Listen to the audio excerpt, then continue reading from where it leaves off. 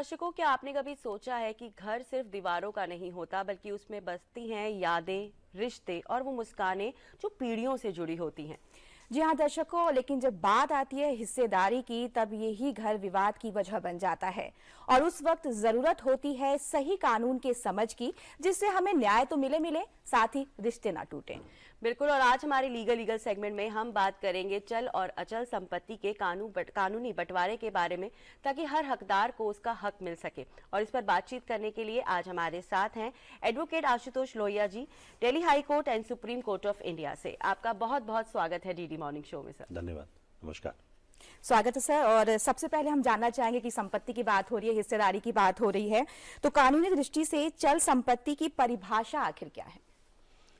जी, संपत्ति अगर देखी जाए तो दो प्रकार की होती हैं, पर उससे पहले भी मैं आपको ये थोड़ा सा बताना चाहूँगा कि अगर एक दार्शनिक स्टैंड पॉइंट से, नज़रिए से देखा जाए जी। तो एक इंसान अपने जीवन में केवल दो ही चीज़ें जुटाता है, बाकी सब तो उसे धरोहर के रूप में मिलती हैं, एज एन इनहेरिटेंस होती हैं। चाहे वो समाज हो, देश हो, राष्ट्र हो, ये सब चीज़ें उसके हाथ में नहीं होती।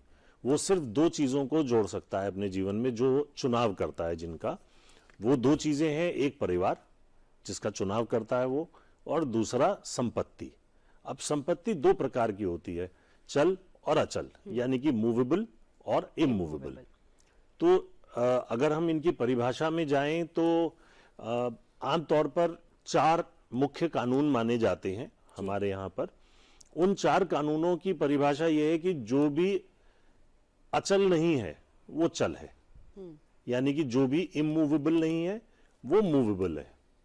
तो मूवेबल को उन्होंने बड़ी एक वाइड डेफिनेशन दी है कानून ने, कि मतलब बहुत वास्ट डेफिनेशन है, जिस चीज का कोई व्याख्यान भी नहीं किया जा सकता। हाँ, अचल क्या है, इमूवेबल? तो जो चीज भूमि है या भूमि से जुड़ी हुई है वो अचल है, और भूमि से भी इस प्रकार में जुड़ी हुई है कि उसको हिलाया नहीं जा सकता, या भूमि का एक अभिन्न अंग हो गया। तो जैसे भूमि, लैंड, या उस पर बनी हुई बिल्डिंग। अब इसमें एक बड़ी मजेदार बात यह आती है कि पेड़ों को अचल संपत्ति माना नहीं गया है। पेड़ जो हैं वो मूवेबल हैं, चल संपत्ति हैं। अच्छा। पेड़ से जुड़ी कोई भी चीज, फल इत्यादि, जूस, ये सब चीजें जो है मूवेबल मानी गई हैं।